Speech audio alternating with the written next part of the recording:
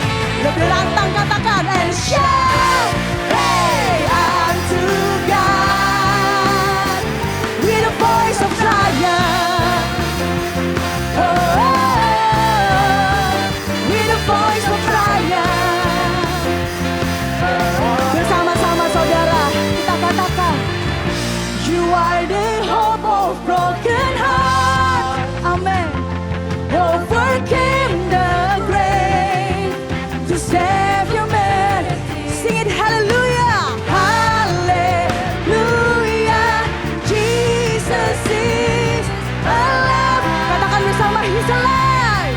He's alive. Oh, clap your hands. All ye people, and shout, hey, unto God. Clap your hand, oh, clap your hand. All ye people, and shout, hey, unto God. Oh, Engkau hidup dalam kami Tuhan. You're alive in me. Dan kami hidup di dalam Engkau. Resurrection power. Oh, I'm alive. I'm alive. I'm alive in you. Resurrection power. Oh, you're alive in me. You're alive. You're alive in me. Resurrection power.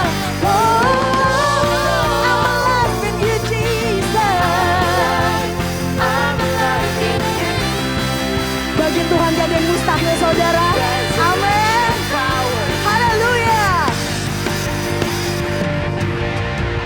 To you, I can do anything. Amen. I can do all things. 'Cause you give me strength. Nothing is impossible. Amen. To you, blind eyes are open. Strongholds are broken. I am living by faith. Nothing is impossible. Oh, oh, oh. Mari warga kerajaan kita dengan iman kita katakan, I'm not gonna live by what I see. I'm not gonna live by what I feel.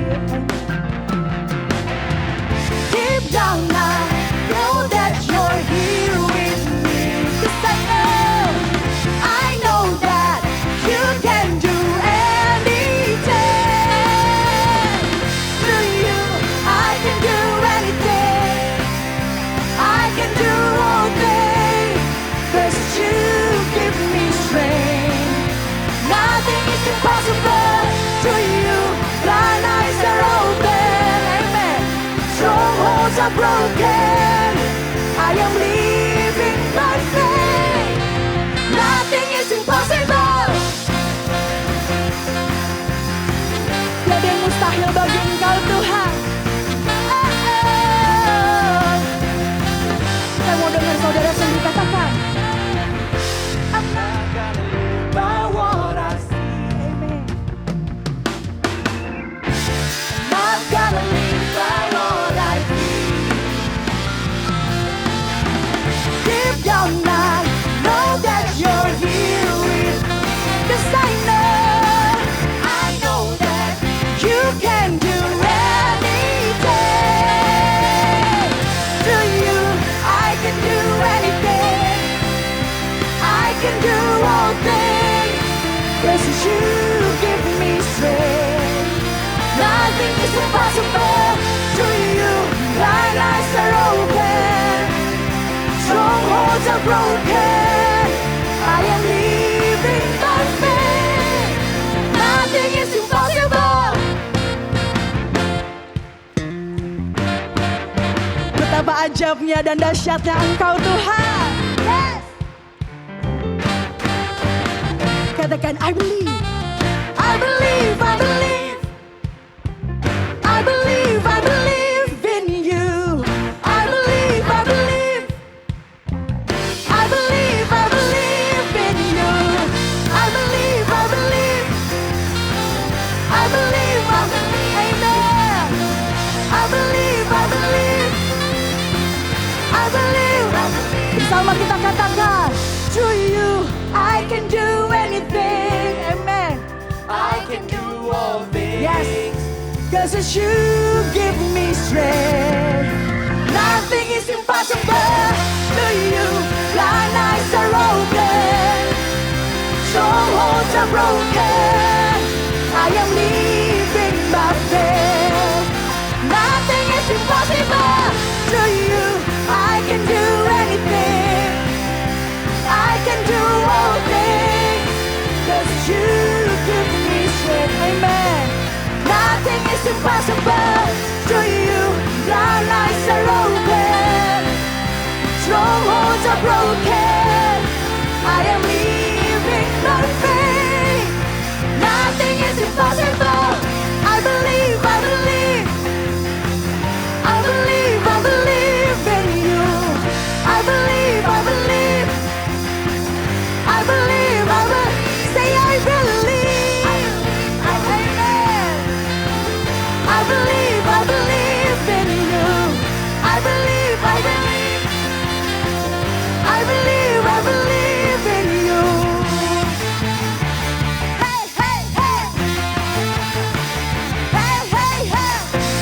Pujian hormat bagi Engkau Tuhan. Siapa yang percaya begitu hebat dan besarnya Tuhan kita? Lambaikan tangannya, katakan haleluya. Bapak Engkau berkuasa Tuhan. Yes.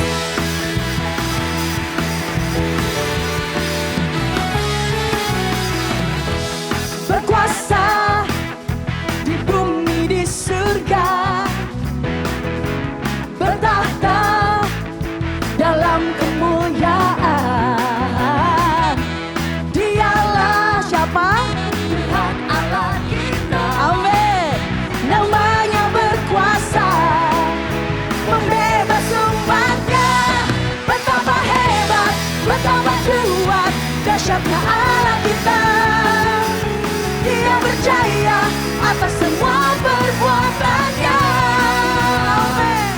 Betapa hebat, betapa kuat, dahsyatnya Allah kita. Dia bernama Yesus Raja segala raja, Tuhan Allah kita. Haleluya, sungguh indah Kau Tuhan.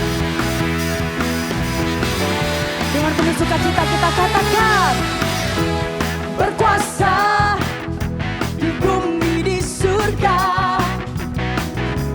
bertahta dalam kemuliaan. Dialah Tuhan Allah kita. Namanya berkuasa, Yesus namanya, membebas umatnya. Betapa hebat, betapa kuat, dahsyatnya Allah kita. Dia berjaya atas semua perbuatannya. Amin. Betapa hebat, betapa kuat, dahsyatnya Allah kita. Dia bernama Yesus Raja segala raja, Tuhan Allah kita. Haleluya. Engkau berdahsyat Tuhan, Engkau berkuasa ya Bapa. Surga bumi sujud menyembah Engkau. Amin.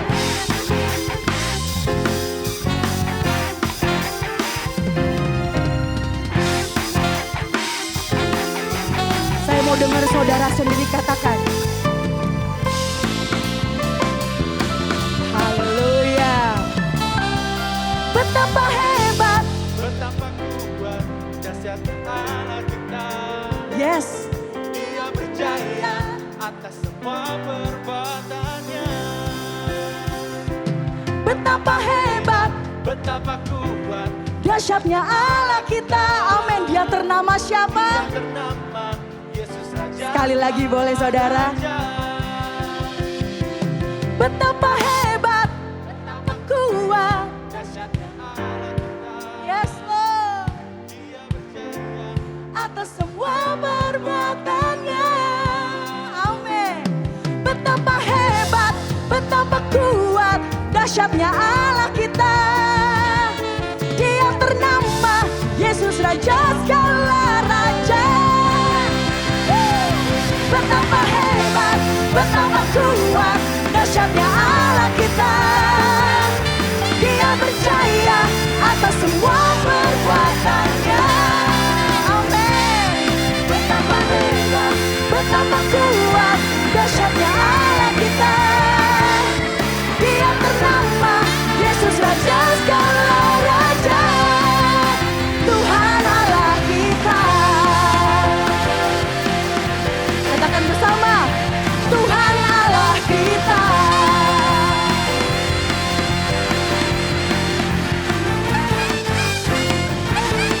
Haleluya. Pujian hormat kami untuk Engkau Tuhan. Haleluya, Engkau berkuasa Tuhan Yesus. Amin. Haleluya, betapa dahsyatnya dan ajaibnya Engkau Tuhan. Kami percaya Engkau bekerja dalam setiap kehidupan kami Tuhan. Karena kuasa-Mu terlebih besar dari apapun. Kuasa Yesus lebih besar dari masalah kita. Amin. Kuasa Yesus lebih besar daripada penyakit kita. Kami percaya Tuhan, Tiada Allah lain yang seperti Engkau.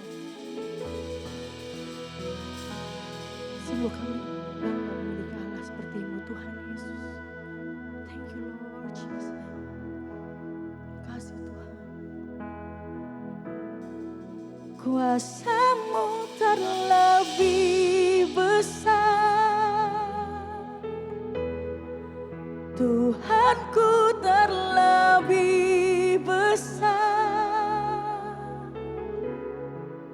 tak pernah terlambat janji-Mu ya Tuhan menolong hidupku. Terima kasih Tuhan Yesus. Kuasa-Mu terlebih besar, Tuhanku terlebih besar, tak pernah terlambat janji-Mu ya Tuhan, pulihkan hidup.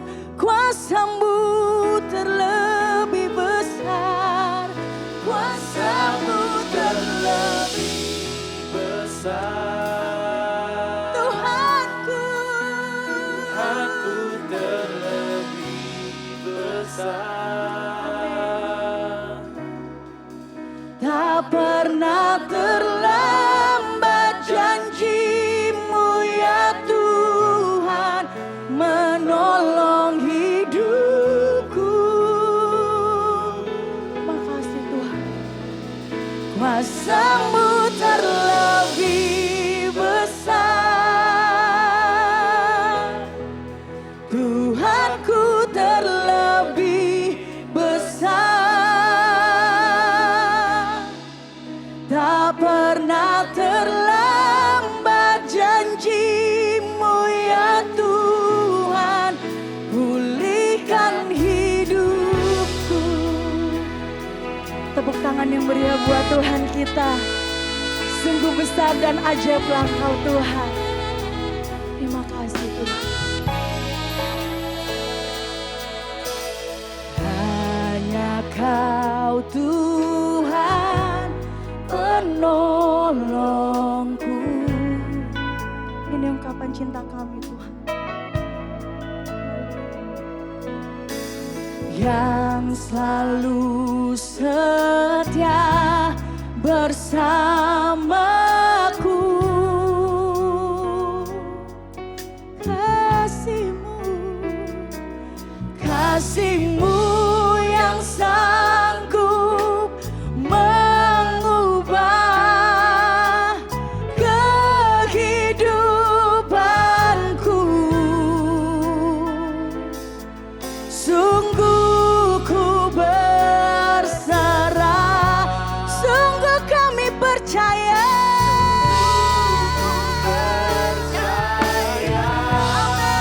Kuasa-Mu terlebih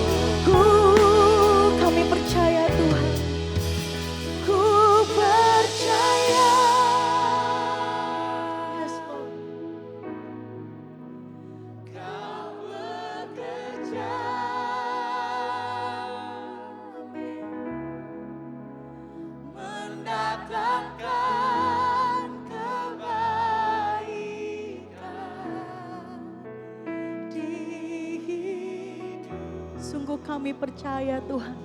Dengan penuh iman kita katakan. Ku percaya.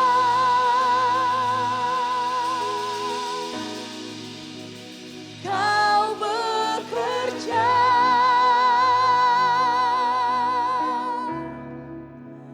Mendatangkan kebaikan di hidupku dan kami percaya, ku percaya. Yes, Lord. Kau bekerja. Mendatangkan kebaikan, mendatangkan kebaikan, kebaikan. Amin. Kuasa-Mu terlebih besar, Tuhanku terlebih besar. Amin. Tak pernah terlambat janji-Mu ya Tuhan, menolong hidupku. Kuasa-Mu Tuhan besar, Tuhanku terlebih besar. Tak pernah terlambat janji-Mu ya Tuhan, pulihkan hidup. Tak pernah terlambat, janji-Mu ya Tuhan, pulihkan hidupku. Tak pernah terlambat janji-Mu ya Tuhan, pulihkan hidupku. Besar anugerah-Mu Tuhan, takkan pernah terlambat kasih setia-Mu.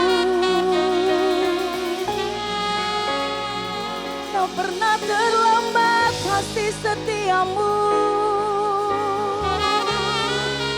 Kau Tuhan berkuasa. Surga bumi sujud menyembah. Mari naikkan pujian bagi Sang Raja. Kau pulihkan kami Tuhan. Terima kasih ya Roh Kudus. Kami percaya Engkau bekerja Tuhan. Kami percaya Engkau bekerja. Engkau terlebih besar. Engkau terlebih besar Tuhan. Hosana, Hosana bagi-Mu.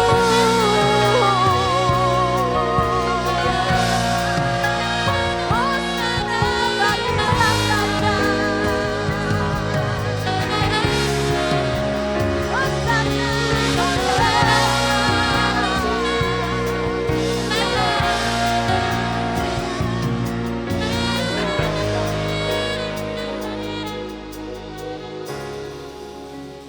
ku percaya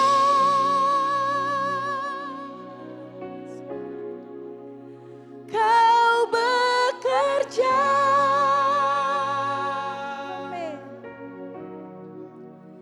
Mendatangkan kebaikan di hidupku. Dan kami sungguh percaya Tuhan.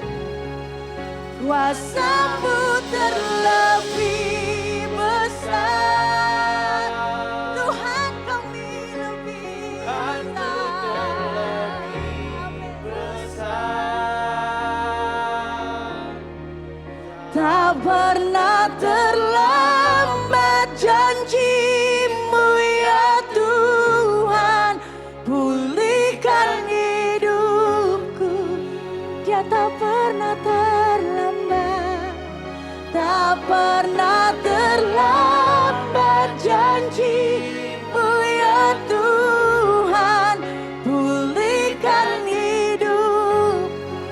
Tak pernah terlambat, tak pernah terlambat janji-Mu ya Tuhan, pulihkan.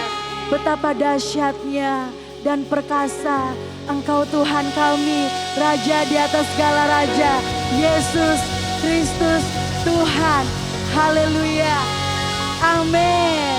Amin saudara, silakan duduk.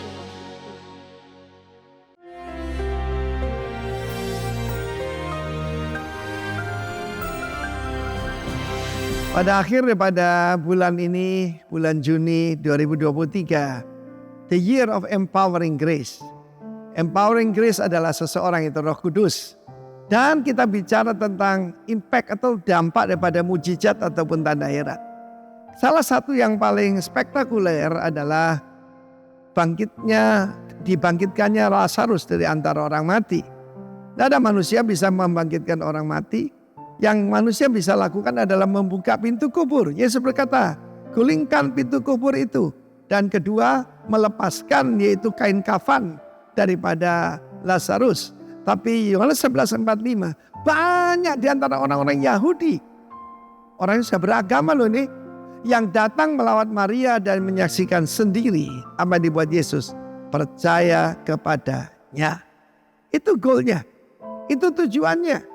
Tidak untuk gagah-gagahan, tidak untuk menaikkan rating, tidak supaya membuat terkenal. Banyak sekali orang Yahudi. Saudaraku, kita dikelilingi oleh orang-orang religius. Dan apa yang mereka cari sebetulnya? Karena kebanyakan pada mereka berkata mujizat sudah nggak ada. Itu harus dengan kekuatan kita sendiri. Tetapi ada juga yang bergerak karena klenik. Seperti yang saya sampaikan minggu yang lalu. Bagaimana ada seorang gadis yang dirasuki oleh roh. Yang dikuasai oleh oligarki orang-orang kaya di kota Filipi. Tetapi kita melihat di sini akibatnya percaya kepadanya. Dalam Yohanes pasal 11 kita belajar beberapa hal. Yang pertama, ketika tahu Lazarus itu sakit, Yesus sengaja menunggu sampai dia meninggal. Sebab kalau sakit disembuhkan mungkin ya sudah pernah terjadi. Tetapi mati dibangkitkan. Beberapa kali Yesus membangkitkan orang mati.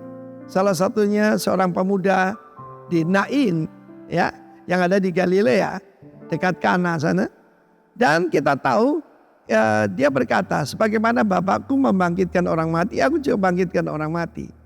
Dalam hidup dan pelayanan saya tinggal satu yang belum, yaitu membangkitkan orang mati. Kalau koma sudah beberapa kali, ada yang sudah koma 3 bulan. Itu puji Tuhan yang sudah tidak sadar sama sekali. Tuhan bangkitkan. Saya tinggal tunggu waktunya, sebab itu perintah Tuhan. Tetapi tujuannya tidak supaya terkenal, tidak supaya kita yang dipuji, tapi Tuhan dimuliakan dan orang percaya kepadanya. Di dalam Yohanes pasal 12 ayat 11, Lazarus become a walking miracle. Dia menjadi mujizat yang berjalan. Ketika kita dilahirkan kembali, setiap daripada kita sebetulnya lebih hebat daripada bangkit dari orang mati. Kita dibangkitkan dari mati rohani, bukan? Ya, kita lihat lalu imam kepala berusaha membunuh Lazarus, saudaraku. Ayat 11 berkata, sebab karena dia, banyak orang Yahudi meninggalkan mereka dan percaya kepada Yesus. Karena itu, setiap daripada Anda yang sudah dilahirkan kembali, you are walking miracle. Dibangkitkan dari kematian rohani. Ya, ada yang disembuhkan, ada yang diselamatkan, dan sebagainya. Saudaraku, tentu saja iblis tidak suka. Dan akan saudara jadikan target operasi. Tapi jangan takut saudara, tujuannya satu. Orang melihat mujizat yang kita alami. Karena itu beritakan apa yang kita alami. Di dalam hidup saya memberitakan bahwa di bawah kolong langit tidak ada nama seperti Yesus. Dan bagaimana saya disembuhkan dan diurapi oleh Tuhan. Kiranya Tuhan memberkati kita semua dan semua warga kerajaan. Jadi seperti Lazarus, banyak orang yang jadi percaya kepada Yesus. Tuhan memberkati kita semua. Amin. Shalom warga kerajaan, di dalam 2 Korintus 9 ayat 6 mengatakan, camkanlah ini, orang yang menabur sedikit akan menuai sedikit juga, dan orang yang menabur banyak akan menuai banyak juga. Bagaimanakah pemahaman kita akan firman Tuhan ini?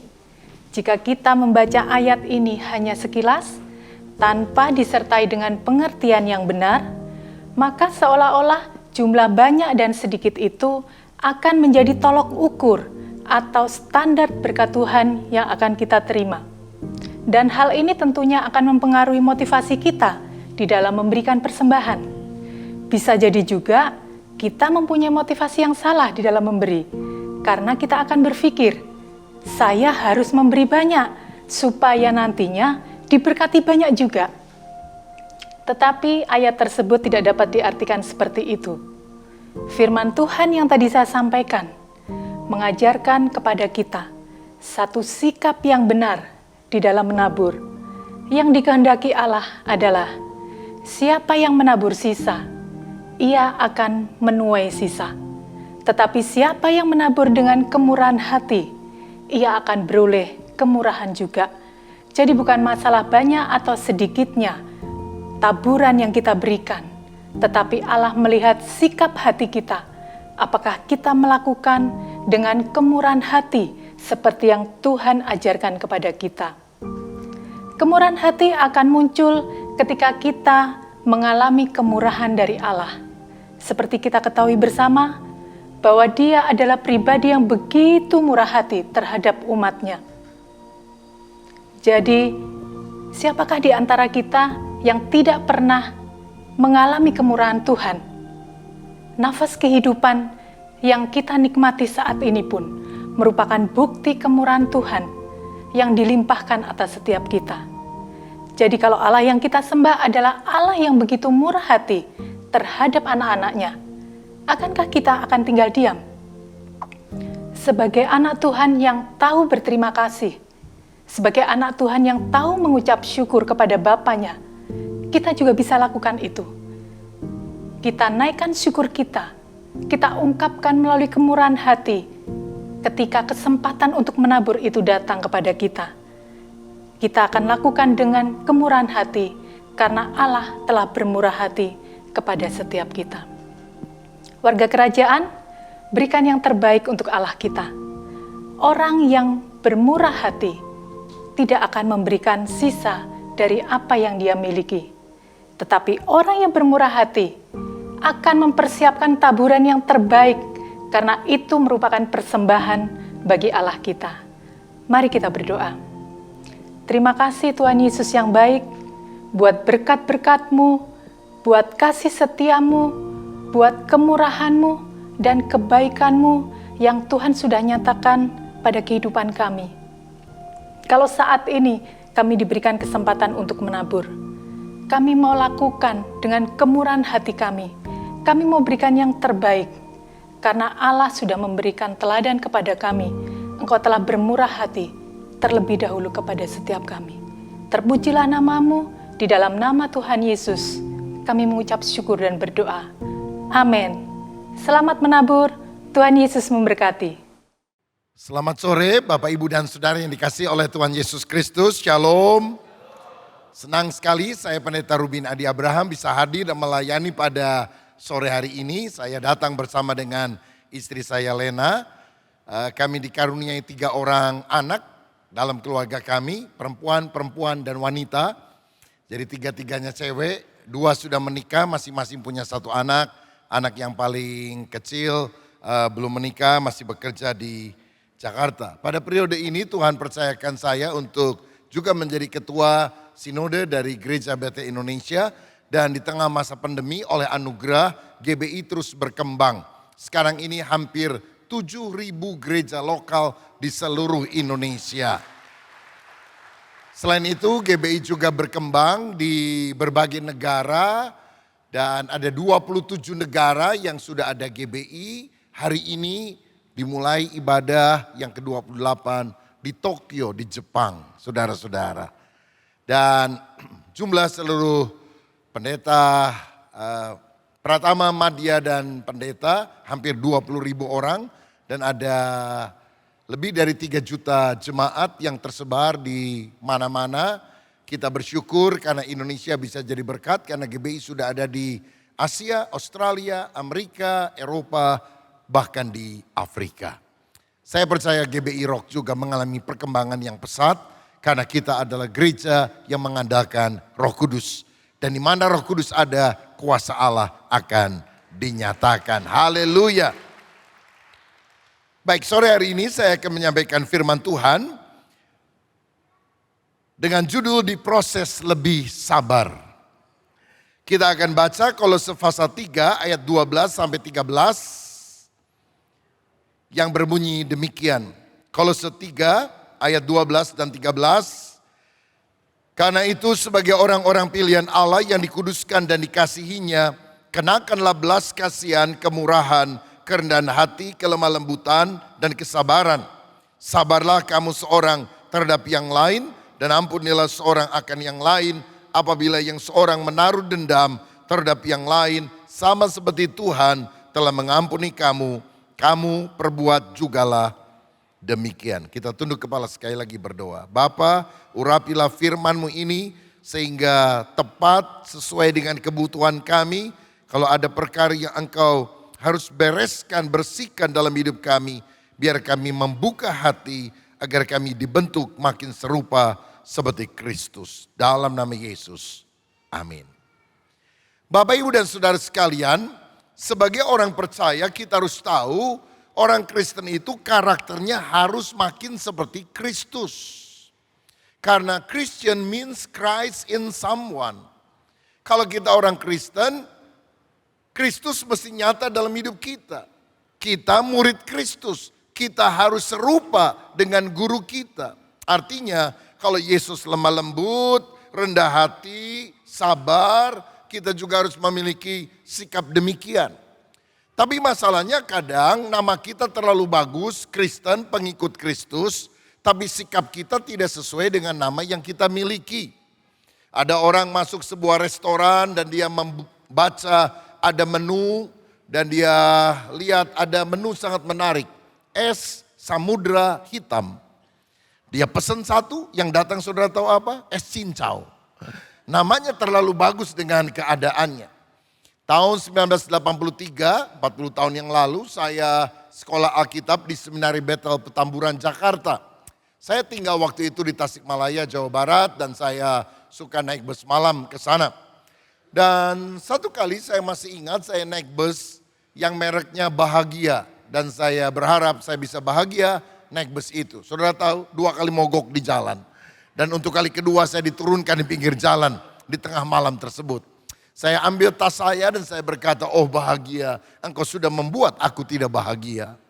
Untunglah tidak lama kemudian ada bus lain yang lewat dan saya masuk bus itu.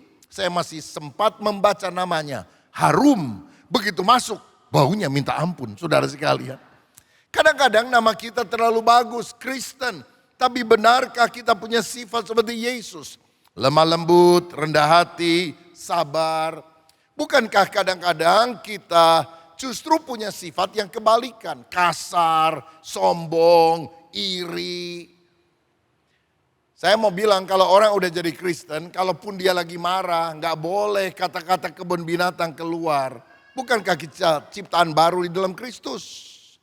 Jangan sampai kalau lagi marah sama istri, sama anak, sama suami, dasar bego, dasar tolol, dasar bodoh. Itu mesti sudah masa lalu dalam hidup kita. Perkataan kita walaupun bisa tegas, tapi tetap kita jaga supaya kita tidak mempermalukan nama Tuhan. Jangan jadi orang Kristen cemburuan. Ada suami cemburu banget sama istrinya. Istri khusus untuk kalangan sendiri. Istrinya ngobrol sama tukang sayur di depan rumah aja dia marah. Ngapain lu ngobrol sama tukang sayur? Loh mau belanja gimana gak ngomong? Saudara, jadi hidup jadi ribet kalau seperti itu. Saking cemburunya kalau istrinya naik delman ditanya, tadi kudanya laki atau perempuan? Kan sakit jiwa kalau model begini saudara sekalian. Saya ingat satu kali ada seorang suami jam 2 subuh bangun karena dia mendengar suara handphone istrinya bunyi. Tidit, tidit. Dia pikir siapa yang berani meng-WA atau meng-SMS istri saya jam 2 subuh. Dia sambil ngantuk dia ambil bukan handphonenya, handphone istrinya. Dia kepo, pingin tahu. Dan dia kaget karena ada tulisan beautiful. Wah, kurang ajar. Ada yang godain istri saya. Dia langsung bangunan istrinya. Bangun, bangun, ayo ngaku. Siapa yang berani merayu kamu? Ini pagi-pagi benar. Istrinya juga bingung. Dia gosok mata sambil ngantuk. Dia lihat HP-nya. Dan dia pukul pundak suaminya. Lain kali jangan suka nuduh-nuduh ya. Ini bukan beautiful. Ini baterai full. Tahu nggak katanya? Rupanya dia punya aplikasi saudara sekalian. Kalau baterai sudah full bunyi. Nah kalau kita jadi orang Kristen memiliki sikap-sikap demikian. Bagaimana hidup kita jadi berkat. Makanya kita perlu diproses oleh Tuhan. Nah hari ini saya ajak saudara untuk belajar dari seorang murid Yesus yang namanya Yohanes. Yohanes adalah seorang nelayan. Saudaranya bernama Yakobus. Dan Yesus punya 3 murid inti, yaitu Yohanes, Yakobus, dan Petrus. Yohanes ini adalah penulis Injil Yohanes, penulis surat 1, 2, dan 3 Yohanes. Dia juga adalah penulis kitab Wahyu, kitab terakhir dari Alkitab. Dia adalah murid yang kekasih, dia satu-satunya murid yang berani bersandar di dada Yesus pada waktu perjamuan malam terakhir.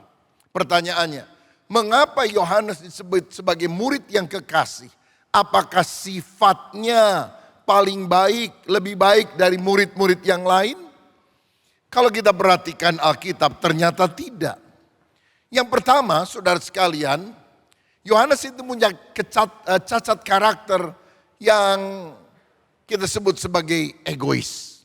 Sebab kalau kita baca dalam Matius 20 ayat 20 dan 21 dicatat, maka datanglah ibu anak-anak Zebedeus serta anak-anaknya kepada Yesus lalu sujud di hadapannya untuk meminta sesuatu kepadanya. Kata Yesus, apa yang kau kehendaki? Jawabnya, berilah perintah supaya kedua anakku ini boleh duduk kelak di dalam kerajaanmu, yang seorang di sebelah kanan dan yang seorang lagi di sebelah kirimu. Jadi ibu Yakobus dan Yohanes datang minta kepada Yesus, nanti Yakobus, Yohanes tolong kau dudukan di sebelah kiri dan kananmu waktu engkau datang sebagai raja. Ini kan permintaan yang egois banget. Dan saudara tahu, Injil Matius yang ditulis oleh Matius mencatat ibunya yang minta itu. Sedangkan Injil Markus pasal 10 mencatat peristiwa yang sama dan menyebutkan yang datang bukan ibunya tapi langsung anaknya yang minta ini, Yakobus dan Yohanes. Saya jelaskan kenapa ada perbedaan dari kedua Injil ini. Begini, Matius itu saksi mata jadi pasti dia tahu betul bahwa ibunya yang minta. Sedangkan Markus bukan saksi mata. Dia menulis Injilnya dari narasumber yang terpercaya. Dari bapak rohaninya. Siapa? Petrus. Sehingga ada yang berkata bahwa sebetulnya Injil Markus bisa disebut sebagai Injil Petrus yang ditulis oleh Markus. Nah, Markus mencatat yang minta itu adalah anaknya langsung, Yohanes dan Yakobus. Karena rupanya Petrus tahu, ini otaknya biang keladinya bukan mamanya, ini otaknya biang keladinya anak-anaknya. Dan anak-anaknya sengaja minta mama mereka yang ngomong kepada Yesus. Karena ternyata ibu daripada Yakobus dan Yohanes, yaitu Nyonya Zebedeus, itu kemungkinan bernama Salome. Dan Salome ini adalah adik daripada Maria, ibu Yesus. Sehingga Yesus itu adalah ponakannya dia. Jadi dia mau ngomong gini, ponakan denger nih ya, ini sepupu kamu nih. Jadi kalau kamu duduk sebagai raja, satu duduk sebelah kanan, satu duduk di sebelah kiri. Ini nepotisme. Dan Petrus kesel banget saudara. Kenapa? Saya tadi bilang 3 murid utama adalah Petrus, Yakobus, Yohanes. Kalau satu di kanan, satu di kiri, Petrus duduk di mana? Kan di belakang saudara. Karena itu dia jengkel banget. Tapi sebetulnya kita lihat bukan cuma Yohanes dan Yakobus. Petrus yang tersinggung pun sebetulnya mementingkan diri. Orang yang mementingkan diri itu lebih mementingkan aku, ego kita. Karena menganggap diri lebih hebat, lebih layak dibandingkan dengan orang yang lain. Saya mau tanya, kalau misalnya saudara berfoto bersama dengan 4 orang atau 5 orang temanmu. Lalu foto itu jadi mau di-upload di Facebook atau di-upload di Instagram. Dari 5 itu semua melek kecuali saudara, satu-satunya yang merem. Atau foto kedua, karena 2 kali cekleknya, ada 2 temanmu yang merem dan saudara melek. Kira-kira yang saudara izinkan untuk di-upload yang saudara melek, saudara merem atau temanmu yang merem? Saya rasa teman kita yang merem. Yang penting saya lebih bagus dari yang lain. Itulah egoisnya manusia. Selalu memikirkan diri sendiri. Satu kali di Jawa Barat ada seorang anak yang berdoa habis ulangan di sekolah. Tuhan, ubahlah supaya Cirebon menjadi ibu kota provinsi Jawa Barat. Mamanya mendengar doa itu dan bertanya, "Nak, kenapa kamu doa seperti itu? Apa kamu suka sekali makanan khas Cirebon, yaitu tahu gejrot, yang dalam bahasa Inggris smackdown tofu?" Dia bilang, "Bukan Mama, saya tadi ulangan apa ibu kota provinsi Jawa Barat, mestinya kan Bandung. Saya salah, saya lupa, saya tulis Cirebon. Jadi ubahlah Cirebon menjadi ibu kota provinsi Jawa Barat." Egois sekali bukan? Oh, saudara bilang itu anak kecil, kalau udah dewasa enggak, sama aja. Seorang pemuda naik sepeda motor, lewat satu jalan yang ada tanda verboden, dilarang masuk. Dia masuk saja karena biasanya nggak pernah ada polisi. Tapi hari itu sial bawa dia, di ujung jalan ada polisi. Dan dia nggak sempat balik lagi saudara. Maka berdoalah dia. Saudara tahu apa doanya? Tuhan, butakanlah mata polisi itu supaya dia tidak bisa melihat. Saudara tahu pendeta doa puasa mencelikkan mata orang buta, ini jemaat membutakan mata orang celik. Kita kadang-kadang seperti Yohanes nih, murid Yesus, kemana-mana ikut Yesus. Haleluya, memuji Tuhan. Tapi egois. Nah, sifat inilah yang harus dikikis dalam kehidupan kita. Yang kedua saya lihat, Yohanes punya sifat eksklusif. Dia adalah orang yang sombong rohani, merasa diri lebih hebat daripada yang lain. Dalam Lukas 9 ayat 950 dikatakan, Yohanes berkata, "Guru, kami lihat seorang mengusir setan demi namamu, lalu kami cegah orang itu karena ia bukan pengikut kita."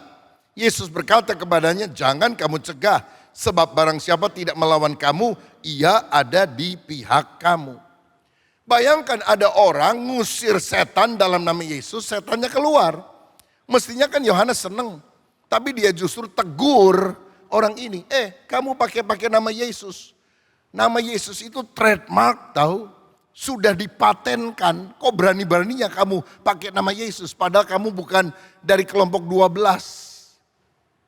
Saudara, kadang di dalam gereja suka ada orang yang seperti itu. Grup-grupan, klik-klikan. Aku dari golongan Paulus, yang lain bilang aku dari golongan Apolos, aku dari golongan Kefas. Dan ini adalah sikap eksklusif, menganggap dirinya elit dibandingkan dengan orang lain. Dan Tuhan tidak suka akan hal ini. Tuhan bilang, jika orang itu tidak melawan kamu, dia ada di pihak kita. Mestinya orang yang melayani dengan cara yang berbeda dengan kita, orang yang ibadahnya berbeda dengan kita, silakan saja, asal nama Tuhan dipermuliakan. Itu yang mesti menjadi sikap hati kita. Yang ketiga, Yohanes adalah seorang yang bukan hanya egois, eksklusif, tapi berikutnya emosional. Di dalam Lukas pasal 9 ayat 54 sampai 56, dikatakan ketika 2 muridnya yaitu Yakobus dan Yohanes melihat hal itu, mereka berkata, "Tuhan, apakah engkau mau supaya kami menyuruh api turun dari langit untuk membinasakan mereka?" Akan tetapi ia berpaling dan menegur mereka, lalu mereka pergi ke desa yang lain. Jadi ceritanya begini, Yesus kan di Galilea, di bagian Israel sebelah utara. Satu kali dia mau pergi ke Yerusalem, Israel bagian selatan, melintasi daerah Samaria. Nah, ketika Yesus dan rombongannya datang, orang Samaria senang. Mereka mau menyambut Yesus karena Yesus pernah datang mentobatkan seorang wanita di pinggir sumur Yakub. Dan kemudian berita Injil tersebar ke seluruh Samaria. Kali ini kunjungan Yesus berikutnya, dia mau menyambut. Tapi seorang tanya, "Kamu memang sengaja mau ke sini? Oh enggak, kami akan ibadah di Yerusalem, di Yudea. Nah, Alkitab mencatat orang Samaria itu enggak pernah akur sama orang Yudea. Dan akhirnya orang Samaria bilang, kamu kalau ke sini kami sambut. Tapi kalau cuma mampir beberapa saat lalu pergi ke Yerusalem, kami tolak. Udah, jangan ke sini, lewat jalan lain saja. Saudara mendengar itu, Yakobus dan Yohanes sangat tersinggung. Dan dia minta kepada Tuhan, Tuhan, apa kita turunkan api dari langit, membakar Samaria? Oh, inilah sifat murid yang penuh dengan kasih. Rasul kasih yang namanya Yohanes. Saudara-saudara, saya tinggal di Bandung. Walaupun karena tugas sinode saya harus bolak-balik Bandung Jakarta. Dan di Bandung itu kita ada kisah Bandung Lautan Api. Rupanya mereka terinspirasi mungkin dari kisah Bandung Lautan Api. Mau jadikan Samaria Lautan Api. Sampai Yesus menghardik, menegur mereka. Kata menegur yang dipakai di ayat ini sama dengan istilah Yunani yang dipakai ketika Yesus mengusir setan dalam hidup seseorang. Karena ada spirit yang asing, yang berbeda dari diri kedua murid ini yang sangat tidak cocok dengan pribadi Yesus. Saudara-saudara, kadang-kadang kita seperti Yohanes, emosional. Sampai mau menurunkan api dari langit. Saudara tahu, gelar yang diberikan oleh Yesus kepada dua anak Zebedeus, Yohanes dan Yakobus, Boanerges. Artinya anak guru. Tahu guru? Geledek, halilintar, petir. Banyak orang kalau tersinggung, duar. Langsung dia mengguru saudara. Istri cerewet, duar. Suaminya ngamuk. Suami pelit, istri duar. Ngamuk. Jadi di keluarga itu selalu ada kilat silih berganti. Geledek sambar menyambar. Karena apa? Emosional, temperamental. Tidak punya kasih, mudah marah, tidak sabar. Dan ini adalah sifat yang sangat merugikan, saudara. Karena itu kita sebetulnya mesti belajar sabar dan tidak emosional. Seorang bapak ketika melihat anaknya pulang dari sekolah, membawa raport.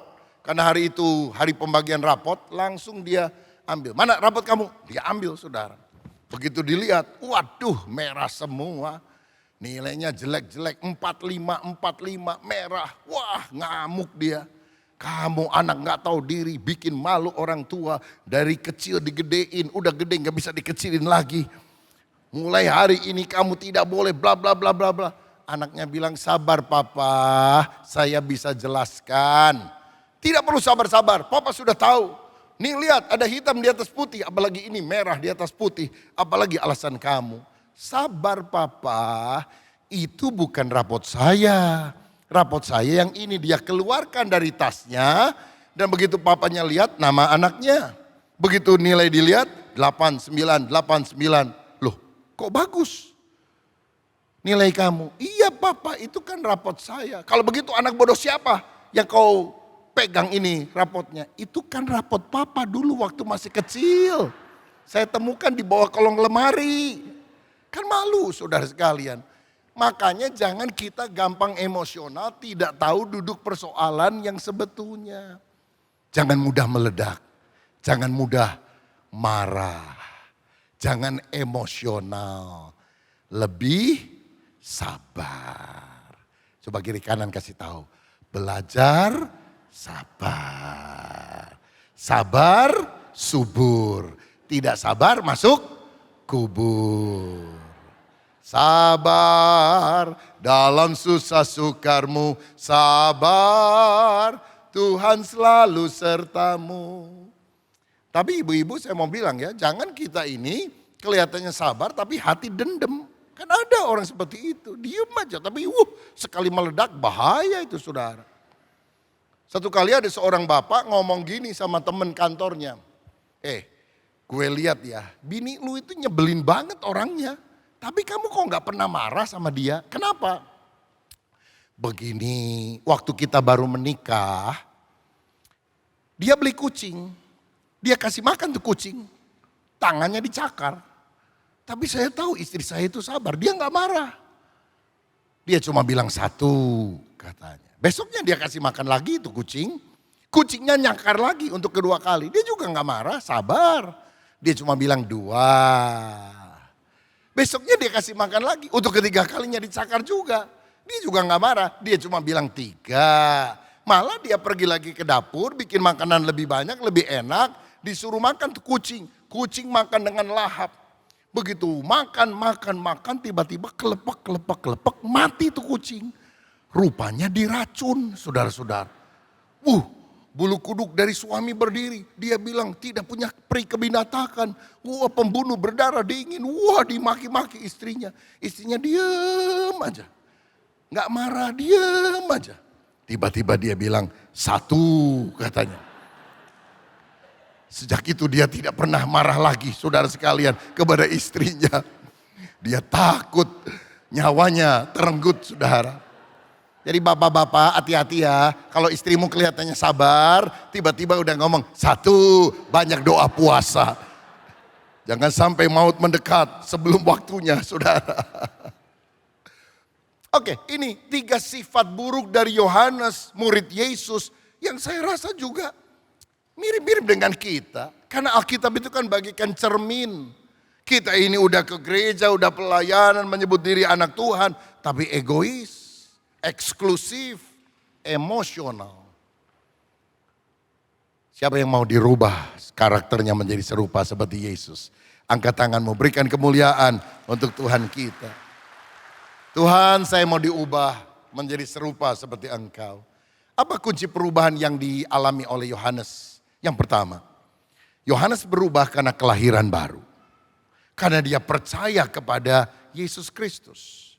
Saudara-saudara, Yohanes adalah murid yang suka mencatat perubahan-perubahan hidup yang terjadi pada orang-orang yang berjumpa dengan Yesus. Nikodemus berjumpa dengan Yesus, hidupnya berubah. Wanita Samaria berjumpa dengan Yesus, hidupnya tidak pernah sama lagi. Dan itu semua terjadi karena kelahiran baru. Alkitab berkata, jadi siapa yang ada dalam Kristus, dia adalah ciptaan yang baru. Yang lama sudah berlalu, sesungguhnya yang baru sudah datang. Karena orang yang lahir baru akan menerima kodrat ilahi yang akan mengalahkan manusia daging, manusia lama yang penuh dengan hawa nafsu dunia yang menyesatkan itu. Makanya 2 Petrus 1 ayat 4 berkata, dengan jalan itu ia telah menganugerahkan kepada kita janji-janji yang sangat berharga dan yang sangat besar. Supaya olehnya kamu boleh mengambil bagian dalam kodrat ilahi. Dan luput dari hawa nafsu dunia yang membinasakan dunia. Saudara, kita perlu mengalami perjumpaan dengan Yesus, lahir baru. Saudara boleh ketemu dengan teman gereja, saudara boleh ketemu dengan pendeta, hidupmu tidak akan pernah berubah. Tapi kalau saudara ketemu Yesus, hidupmu sungguh-sungguh berubah. Karena kalau saudara pergi ke restoran Jepang, saudara tidak otomatis jadi orang Jepang, bukan? Saudara masuk ke restoran Italia, saudara nggak jadi orang Italia. Saudara masuk ke gereja, saudara tidak jadi otomatis orang Kristen. Kalau engkau berjumpa dengan Yesus, baru hidupmu berubah sama sekali. Yang lama sudah berlalu, yang baru sudah datang. Hari ini kalau ada di antara saudara yang punya masa lalu begitu buruk, bertobatlah, percaya kepada Yesus. Karena setan adalah pribadi yang selalu mengorek-ngorek masa lalu seseorang. Yesus tidak tertarik dengan masa lalumu. Yesus tertarik dengan sikapmu hari ini. Dan dia akan memberikan masa depan yang indah bagi setiap orang yang percaya kepadanya. Biar kita mengalami perubahan. Karena karakter kita diubah dari dalam.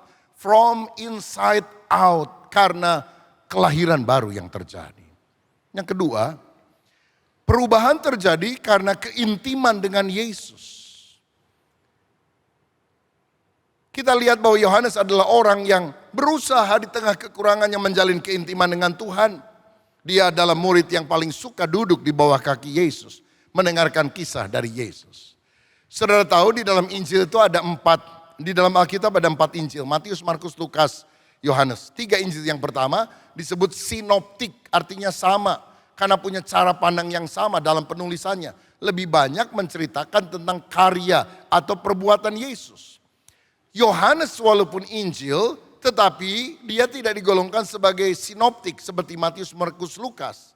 Karena Yohanes lebih tertarik mencatat perkataan Yesus dan bukan karya atau perbuatan Yesus. Perkataan Yesus dengan Nikodemus itu hanya dicatat oleh Yohanes. Perkataan Yesus kepada wanita Samaria itu dicatat oleh Yesus. Karena saya rasa Yohanes ini agak kepo, saudara.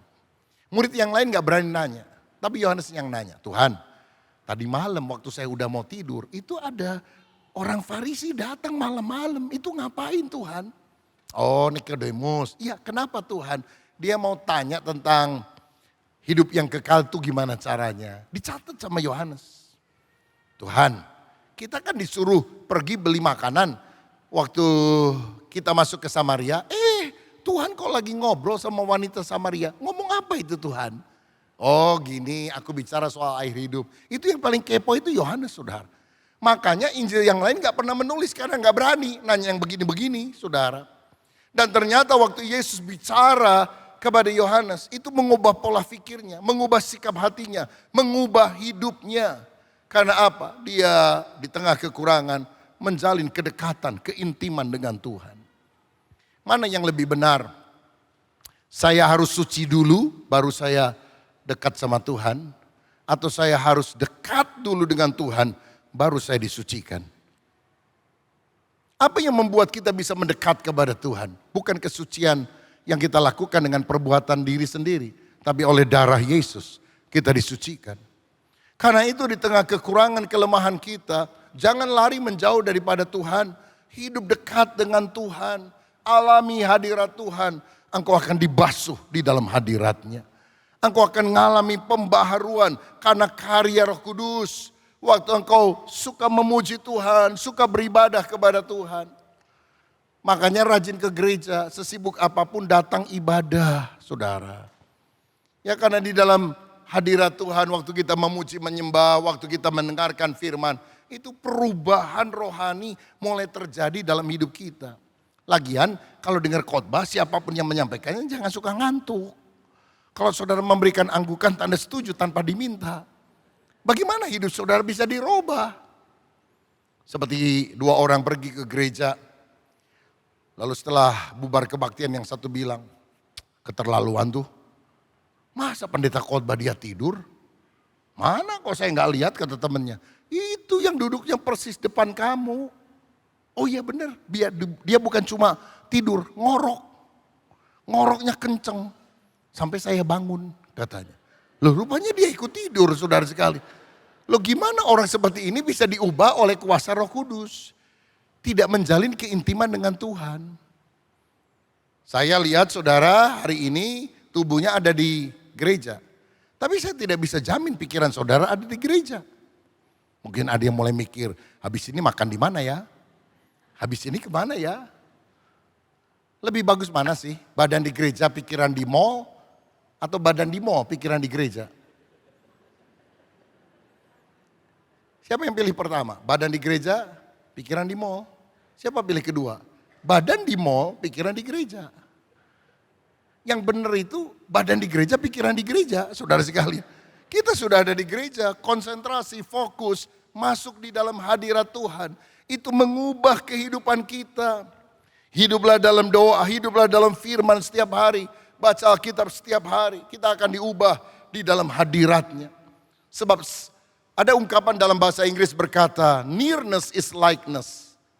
Closeness is likeness. Semakin kita dekat, semakin kita serupa dengan apa yang kita dekati. Saya ingat satu kali, ada seorang anak melihat pesawat terbang di udara dan dia tanya, Papa, itu apa? Pesawat terbang. Kok kecil amat? Enggak, pesawat terbang gede. Enggak saya lihatnya kecil. Bulan berikutnya untuk kali pertama anaknya diajak oleh papanya pergi keluar kota naik pesawat. Dan waktu dia mau masuk ke pesawat, saudara naik tangga, dia kaget. Ratusan orang sudah ada di dalam. Besar sekali pesawat ini. Nah, kamu bilang kecil. Sekarang kamu bilang pesawat besar. Kenapa?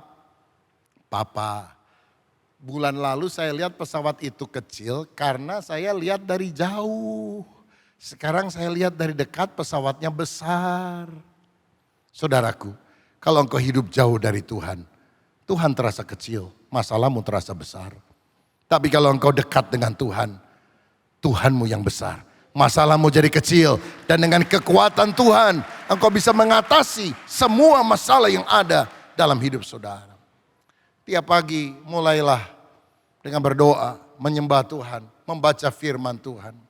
Alkitab dimulai dengan perkataan, in the beginning God, pada mulanya Allah. Ini prinsip hidup yang sungguh mau dekat sama Tuhan. Bangun pagi pada mulanya cari koran, cari HP, atau Allah. Kalau saudara sakit pada mulanya apa? Cari obat, cari dokter, atau berdoa kepada Allah. Kalau saudara nggak punya uang, pada mulanya apa? Ngutang, pinjam kepada teman yang kira-kira bisa membantu saudara, atau berdoa kepada Allah. Kalau setiap hari pada mulanya Allah, sepanjang hidup kita akan melihat kasih dan kuasa Allah dinyatakan dalam hidup saudara. Siapa yang percaya? Berikan kemuliaan untuk Tuhan kita.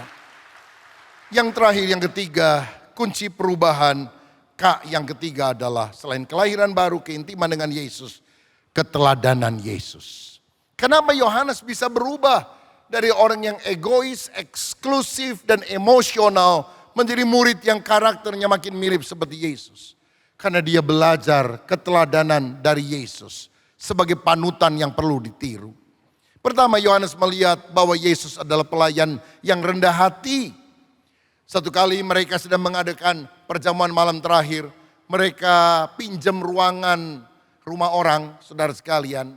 Dan biasanya orang Yahudi kalau mau masuk ke sebuah tempat, ada bujang, ada hamba yang akan mencuci kaki mereka dengan buyung air yang tersedia, dengan lap untuk kaki mereka. Tapi karena ini ruangan pinjaman, tidak ada budak hamba yang disediakan untuk itu. Maka aturannya, orang yang paling muda harus mencuci kaki murid-muridnya. Yohanes tidak mau melakukan itu walaupun dia murid yang paling muda. Sehingga siapa yang kemudian turun untuk mencuci kaki murid? Yesus. Yesus mengambil lap, mencuci kaki masing-masing murid. Termasuk kaki Yohanes tentunya. Dan dia hancur hati. Karena mestinya aku yang melakukan bagian itu. Aku tidak mau. Aku mau jadi murid Yesus. Tapi murid yang besar, murid yang top, murid yang hebat. Yesus yang merendahkan diri. Tidak sombong. Kalau engkau dipakai oleh Tuhan, sadar itu hanyalah kasih karunia. Yang di atas mimbar tidak lebih rohani dari yang di bawah mimbar. Karena hanya Tuhan yang melihat hati kita. Pelayanan itu bukan beban. Pelayanan itu adalah karunia Tuhan. Karena itu layani Tuhan dengan hati yang tulus. Yang kedua, Yohanes melihat Yesus teladan yang hidup penuh kasih dan pengampunan. Apa yang dikatakan oleh Yesus ketika dia disalib? Bapa, ampunilah mereka karena mereka tidak tahu apa yang mereka perbuat. Ada pengampunan yang mengalir. Ada yang bilang yang disalibkan itu bukan Yesus, tapi adalah Yudas Iskariot yang wajahnya disamarkan menjadi wajah Yesus. Ini jelas tidak mungkin karena Yudas Iskariot punya karakter yang sangat rendah. Dia menjual Yesus hanya dengan 30 keping perak. Dia punya moralitas yang tidak pantas menjadi orang besar. Dan kalau Yudas yang disalib, nggak mungkin ada 7 perkataan salib yang begitu mulia, termasuk Bapa, ampunilah mereka karena mereka tidak tahu apa yang mereka perbuat. Kalau Yohanes yang disalibkan, sumpah serapah akan keluar dari mulutnya. Beda sekali dengan apa yang dilakukan oleh Yesus. Bapa, ampunilah mereka. Yohanes, lihat ini ibumu. Ibu Maria, ini adalah anakmu. Dia menitipkan ibunya kepada Yohanes. Dia masih peduli kepada orang tuanya bahkan ketika dia disalib. Dan disalib Yesus masih menginjili, memenangkan satu jiwa orang bertobat. Yohanes melihat itu, hancur hatinya. Dia kan ada di bawah salib. Aku pernah ditolak sama orang Samaria dan aku mau bakar mereka dengan api. Yesus disalib. Dia bilang, ampunilah mereka. Aduh, aku sifat kok model begini ya. Saudara, apakah ada di antara saudara yang hari-hari ini sedang disakiti oleh orang lain? engkau merasa nyeri di dalam hati, engkau ngamuk, engkau marah, engkau tidak terima. Kalau saudara bela diri, Tuhan lepas tangan. Kalau saudara belajar memaafkan dan mengampuni, Tuhan yang turun tangan. Tuhan akan campur tangan. Jangan jadi hakim, izinkan dia menjadi hakim yang akan membela kita. Hidup penuh kasih dan pengampunan. Yang terakhir, apa keteladanan Yesus? Penderitaan yang rela diterimanya untuk menyelamatkan manusia. Yohanes melihat Yesus menahan semua sengsara demi keselamatan kita. Saya mau tanya, kalau Yesus menjelang disalib, dia naik ke sorga, bisa atau tidak? Bisa. Dan kalau Yesus mau, dia bilang, aku bisa panggil selaksa pasukan malaikat membebaskan aku. Kalau kita mau disalib udah terima nasib aja, nggak bisa ngapa-ngapain. Yesus bisa teriak, mati kamu semua. Mati nggak itu orang-orang? Mati. Oh jangan gitulah, terlalu kejam. Jadi kodok. Jadi kodok semuanya bisa atau tidak? Bisa. Tapi kenapa Yesus tidak melakukan itu? Mengapa tangannya tetap dipaku di atas kayu palang? Karena dia ingat saya dan saudara. Kalau dia naik ke sorga pada waktu itu, kita akan binasa semua ke dalam neraka. Karena saya dan saudara lah, Yesus rela menderita sengsara bagi kita semuanya. Makanya saya dulu pikir simbol kasih itulah adalah jantung hati. Sarangeo itu simbol kasih. Sekarang saya tahu simbol kasih adalah salib. Karena Yesus rela memberikan segalanya demi kita. Ketika melihat hal itu Yohanes berubah. Waktu dia dibuang ke pulau Patmos. Pulau berbatu karang. Dia harus memecahkan karang besar menjadi batu-batu kecil. Membawanya ke perahu-perahu. Karena Roma sedang mengembangkan Pax Romana. Roma yang jaya membangun infrastruktur ke seluruh daerah jajahannya. Yohanes jadi pekerja rodi. Yang disiksa hampir mati. Tapi dia tidak pernah komplain. Tidak pernah mengeluh. Karena keteladanan Yesus. Dan itu sebabnya Yohanes kemudian mendapatkan vision, wahyu. Di tengah sengsaramu, di tengah kesulitanmu, kalau hatimu benar, aku akan melihat rancangan Tuhan yang terbaik terjadi dalam hidup saudara. Siapa yang sore ini mau berkata, Tuhan, aku murid Yesus, aku mengaku cinta Yesus, tapi engkau tahu aku egois, aku eksklusif, aku emosional. Rubah aku melalui kelahiran baru. Rubah aku melalui keintiman dengan engkau. Rubah aku melalui keteladananmu. Sehingga aku menjadi serupa seperti Yesus. Kiranya Tuhan mengubah hidup kita menjadi makin serupa seperti Dia. Tuhan Yesus memberkati kita semuanya. Amin. Mari kita bangkit berdiri, saya ajak kita nyanyikan sebuah pujian. Selidiki aku, lihat hatiku, apakah aku sungguh mengasihimu Tuhan. Kau yang maha tahu dan menilai hidupku, tak ada yang tersembunyi bagimu. Selidiki aku, lihat hatiku, apakah ku sungguh mengasihimu Yesus. Kau yang maha tahu dan menilai hidupku, tak ada yang tersembunyi bagi. Selidiki aku, selidiki aku, lihat hatiku, Lihat hatiku, apakah ku sungguh mengasihimu Yesus. Kau yang maha tahu dan menilai Amin. hidupku, tak ada yang tersembunyi bagiku. Telah kulihat kebaikanmu yang tak pernah habis di hidupku.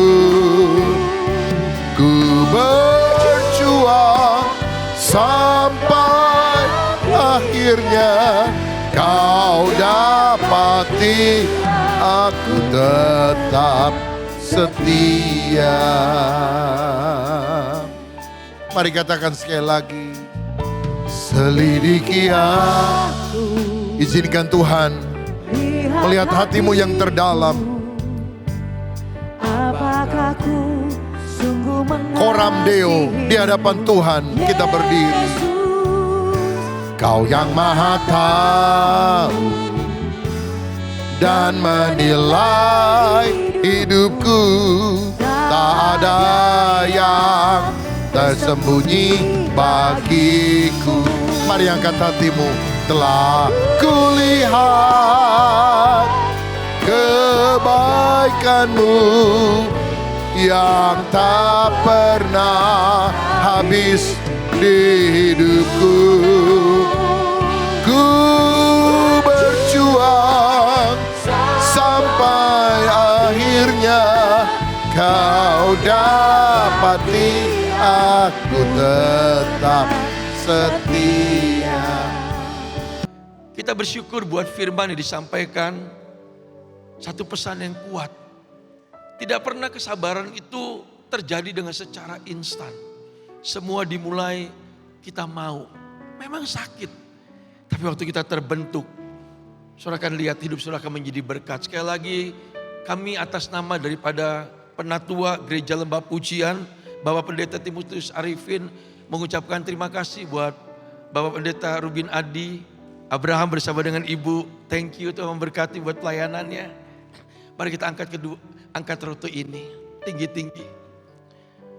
Dia bukan hanya mati di kayu salib, tapi dia menukar kehidupan kita. Firman Tuhan berkata yang seharusnya kita menanggung semuanya.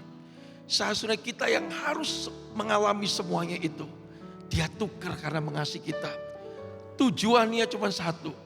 Apa yang saudara sudah terima dari dia, bagikan kepada setiap orang yang membutuhkan. Amin. Dengan apa yang saudara berikan, maka kehidupan orang itu akan mengalami kasih yang saudara sudah alami dari Yesus. Bapa, kami mengucap syukur dan berterima kasih. Bukankah roti yang kita pecah-pecahkan ini adalah persekutuan kita dengan tubuh Kristus? Mari kita makan dalam nama Yesus.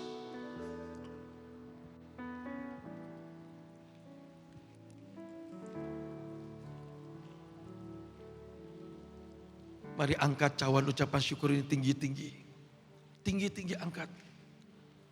Terima kasih Tuhan. Firman Tuhan berkata tanpa darah tidak ada pengampunan. Di dalam darah ada kehidupan, ada pengampunan dosa, ada perlindungan Tuhan. Dunia sedang menekan dan menakut-nakuti. Tapi firman Tuhan berkata begini, ada janji kemenangan. Ada janji damai sejahtera sukacita pada Tuhan. Mari kita angkat katakan dengan iman. Bukankah cawan yang atasnya kita ucapkan syukur adalah persekutuan kita dengan darah Kristus? Mari kita minum dengan iman. In Jesus name.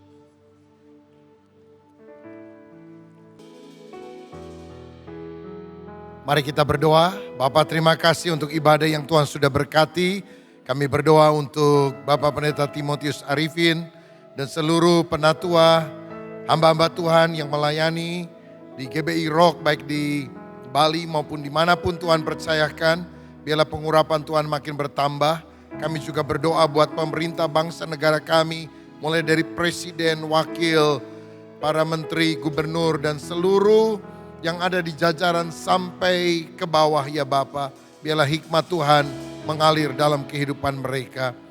Kami juga berdoa untuk jemaat-Mu. Kalau ada yang sakit, yang lemah, yang undur dari Tuhan, kiranya Tuhan jamah dan Tuhan memberikan kemenangan. Sebentar kami akan kembali ke rumah kami masing-masing. Kami mohon penyertaan Tuhan melimpah atas hidup kami sekalian. Jemaat yang dikasihi Tuhan, mari angkatlah tanganmu, katakan amin untuk setiap kalimat yang kau yakini terjadi dalam hidupmu. Tuhan memberkati hidupmu, Tuhan memberkati keluargamu, Tuhan memberkati pekerjaanmu, Tuhan memberkati pertumbuhan rohanimu.